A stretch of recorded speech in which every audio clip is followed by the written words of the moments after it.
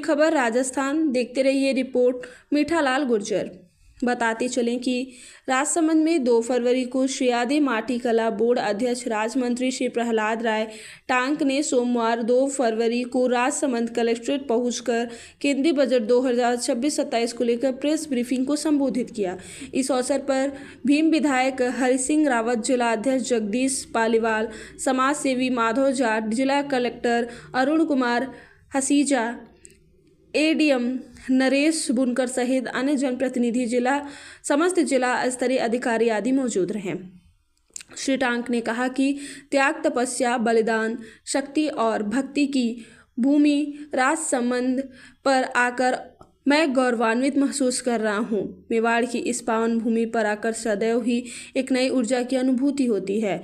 माननीय प्रधानमंत्री श्री नरेंद्र मोदी के नेतृत्व में वित्त मंत्री श्रीमती निर्मला सीतारमण द्वारा प्रस्तुत केंद्रीय बजट 2026-27 अपने आप में ऐतिहासिक रहा।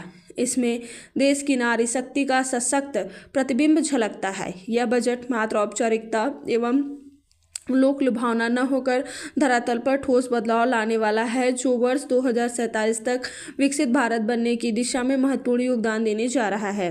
श्री टांक ने कहा कि महिला वित्त मंत्री के रूप में माननीय निर्मला जी ने लगातार 9वीं बार देश का बजट प्रस्तुत करके नया रिकॉर्ड बनाया है। ये बजट अपार अवसरों का राजमार्ग है।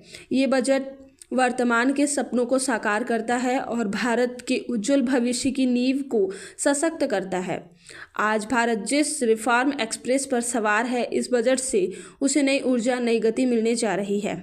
ये एक ऐसा यूनिक बजट है जिसमें फिस्कल डेफिसिट कम करने, महंगाई कंट्रोल करने पर फोकस है और इसके साथ ही बजट में हाई ग्रोथ का भी समन्वय है। यह बजट भारत की वैश्विक भूमिका को नए सिरे से सशक्त करता है। आज भारत के 140 करोड़ नागरिक केवल सबसे तेजी से बढ़ती इकोनॉमिक बनकर ही संतुष्ट नहीं हैं, बल्कि मोदी जी के नेतृत्व में हम जल्द से जल्द दुनिया की तीसरी सबसे बड़ी अर्थव्यवस्था बनना चाहते हैं। ये करोड़ों देशवासियों का संकल्प है। आज भारत दुनिया में एक विश्वसनीय साझेदार के रूप में बड़ी ही तेजी से आगे बढ़ रहा है। हाल ही में भारत ने कई बड़ी ट्रेड डील्स की है। इसी कारण का यह उदाहरण यूरोपियन यूनियन के साथ हुई मदर ऑफ ऑल डील्स है। इन समझौते का अधिकतम लाभ देश के युवाओं और हमारे लघु व मध्यम वर्ग उद्योगों को मिले। इसी सोच के साथ केंद्रीय बजट में कई महत्वपूर्ण और बड़े कदम उठाए गए हैं। बजट 2026-27 से भारत बनेगा वैश्विक आर्थिक शक्ति केंद्र। श्री टांक ने कहा कि बजट में मेक इन इंडिया और आत्मनिर्भर भारत अभियान को नई रफ्तार के लिए महत्वाकांक्षी रोड मैप प्रस्तुत किया गया है। बजट में नई उभरती इंडस्ट्री यानी सनराइज सेक्टर को जिस मजबूती के साथ समर्थन दिया गया है, वह अभूतपूर्व है। वाला और 2047 तक भारत को विकसित भारत बनाने के सपने को साकार करने का एक मजबूत जो हमारी इसकी दिशा है, उसकी ओर बढ़ रहा है। इस बजट के अंदर पूरे भारत के अंदर एक साथ सभी राज्यों के लिए एक फंड जारी करने की बात रखी गई। मेडिकल के क्षेत्र के अंदर सबसे बड़ा रिफॉर्म ये किया गया कि 1 लाख करोड़ से भी पहली बार 1 लाख करोड़ से ज़्यादा की घोषणाएं हुई है, जिसके अंदर 3 मेडिकल जो हमारे एम्स बनेंगे। इसी तरीके से कैंसर जैसी दवाएं फ्री रखी गई।